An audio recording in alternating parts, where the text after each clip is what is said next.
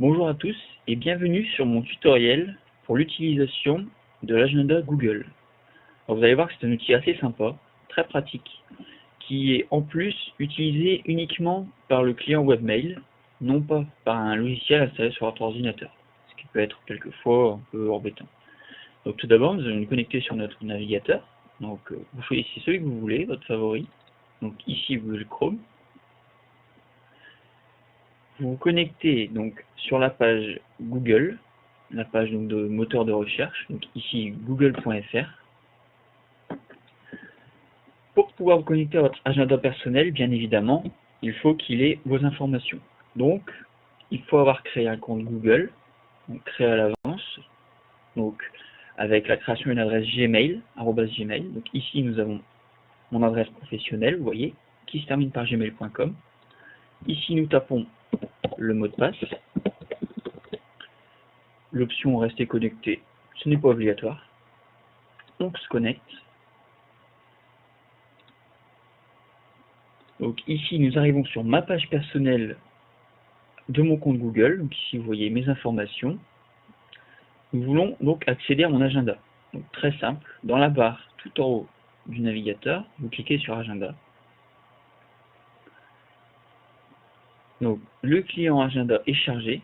Ici vous voyez donc l'agenda pour la semaine. Si vous souhaitez le voir pour juste la journée, vous cliquez sur jour.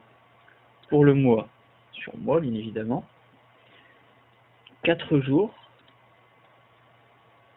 pour réduire un petit peu, ou carrément le planning, voilà, de ce qui peut vous arriver plus tard.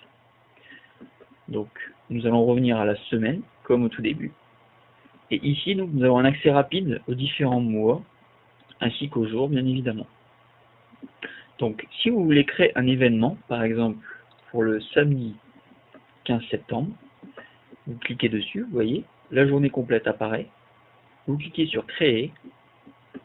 Ici, nous arrivons donc sur le module de création de notifications pour l'agenda. Donc, vous pouvez mettre un titre, comme test statique, par exemple. On va le mettre, allez, soyons fous, mettons-le à 14h30, terminé 17h. Voilà. La date correspond bien. Vous pouvez même choisir le fuseau horaire, ou toute la journée, bien évidemment, si c'est un événement qui prend la journée complète. Et par ailleurs, vous pouvez activer la récurrence si c'est un événement régulier. Le lieu, vous pouvez le préciser. Donc par exemple, Douai. Vous pouvez ajouter un hangout, c'est-à-dire une communication à plusieurs membres, donc sur le Google+, qui est le réseau social de Google. L'agenda, on va mettre mon agenda particulier, donc une bonte.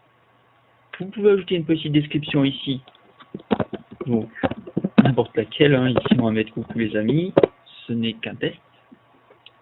Vous pouvez mettre une couleur pour rappeler l'événement, ça permet de mieux vous repérer dans votre agenda. Par exemple pour les événements importants en rouge, les événements moins importants en bleu turquoise, imaginons. Vous pouvez ajouter des rappels, si vous avez peur d'oublier, vous pouvez demander un rappel 5 minutes avant, 3 minutes avant, n'importe quand. Vous pouvez mettre votre disponibilité, donc là, dans mon cas, on va mettre disponible. La confidentialité, si vous voulez que les personnes autorisées puissent accéder à votre événement, donc par défaut, public ou privé. Ici, on va mettre privé. Voilà, nous avons rempli toutes les informations. Faisons enregistrer. Et voilà, si nous parcourons un peu l'agenda du samedi 15 septembre, vous verrez que l'événement apparaît bien ici. Donc verrouillé, pour la confidentialité bien sûr. Test statique. Ici nous avons un peu plus d'informations. Donc là le lieu, Douai.